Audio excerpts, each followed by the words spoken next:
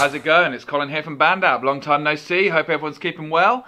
I've been asked to talk about some of my favourite albums for a bit, actually. I was originally asked to talk about 3, but I couldn't really narrow it down. And even then, I would say that this isn't really kind of a top 5. It's just 5 records that I really love. So I'm going to talk a little bit about them. First album, okay. It's an album by a Danish band who are amazing. They're called Mew. They've got a new record out this year.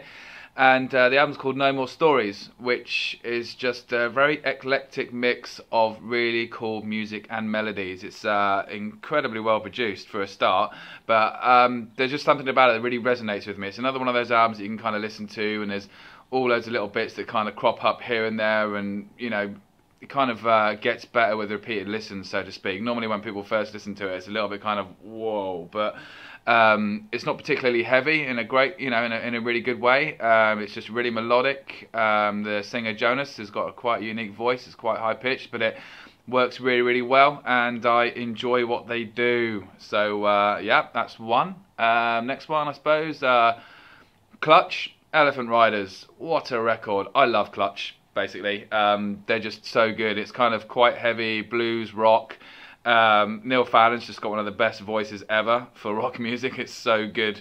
Some of his lyrics are really good. Some of them sound a little bit silly, but the fact that it's just delivered so well and with such conviction just makes it even better. And Elephant Riders is kind of to me, I suppose, because it's quite a rare record actually now, so you probably have to buy it off Amazon MP3 rather than get hold of the CD. It's become quite expensive. But it's just a really nicely produced record. The guitars on it are just incredible. It's got a really quite laid-back vibe to it at times, but just really good. I can only say listen to Clutch because they're great. Classic records, I suppose, for me. Faith No More, Angel Dust. That pretty much changed my life. It made me want to be in a band. It made me want to be a singer.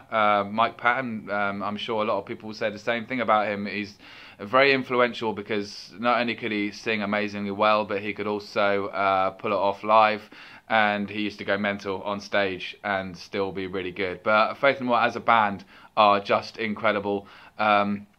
They've done a few comeback shows. I think they're doing a few festivals this year as well. So if you get the chance, you should go and check them out. But Faith No More, Angel Dust is just a seminal record. Again, a really eclectic mix, you know. You never kind of feel as though one song's going to be the same, you know, as it rolls into the next one. There's a real kind of individuality to each track that it stands out on its own. Something that many bands become quite guilty of as they progress through their careers. But yeah, fantastic stuff. Check that out. Again, this isn't a countdown in any particular order. These are just albums that I love. And you know what? It can change. But we'll talk about Alice in Chains' Dirt now, which is just one of the most emotionally crushing albums I've ever heard. It's so dark, but so good. There's actually a track on it called Dirt, but the album as a whole kind of feels quite dirty. It's very sort of drug influenced in a... How can I say it? I wouldn't say in a good way because we all know that drugs are bad, right, kids? But it's just such a dark record, and the melodies on it, everything just comes together to make an amazing album. You know, this is one of those things, I suppose, where I sit there and I think, you know, I'm quite old school. I like a record, and this works really well as a record. So if you kind of listen to an individual track on it, some of them obviously were singles, but you might find that maybe something like Junkhead doesn't really kind of grab you straight away. But when it's kind of like, you know, there's a track that precedes it and you listen to it as a whole album, there's a track after it, it's just a really well structured, well made album, and the songs on it are just brilliant. So yeah, I haven't got a bad word to say about that album either. And the last one is Meshuggah. Obviously everyone knows I love Meshuggah, but it's quite weird actually. I remember like a friend of mine played me the album Nothing. And in particular, actually, rather than the whole album, it was just the song Rational Gaze. And that kind of piqued my interest, if you see what I mean. But I suppose at the time, maybe musically, I wasn't really kind of ready for Meshuggah. But as I grew older, kind of understood a little bit more about how stuff worked and sort of what went on into writing this kind of stuff. Obzen kind of came into my field of view. And it was kind of the track Bleed, actually, just because it was just so crushingly stunning. With regards to how it's played and how good the song is, that, you know, I picked up Obzen, started listening to it, got really, really into it. So then I bought Nothing, and kind of listen to that some more. Catch 33 is also a great record. And obviously they've, well, not really recently, it's probably getting on for 2 years now actually. Colosse came out, so yeah, but Meshuggah are like 25 years old this year, so congrats guys, by the way, just in case you ever get to see this.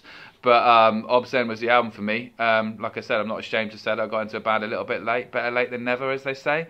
So yeah, another great record, really well structured. It's crushingly heavy, but crushingly intelligent too, which is why I like it. And I don't mind heavy bands so much. I love, you know, I like Will Haven, stuff like that, Lamb of God.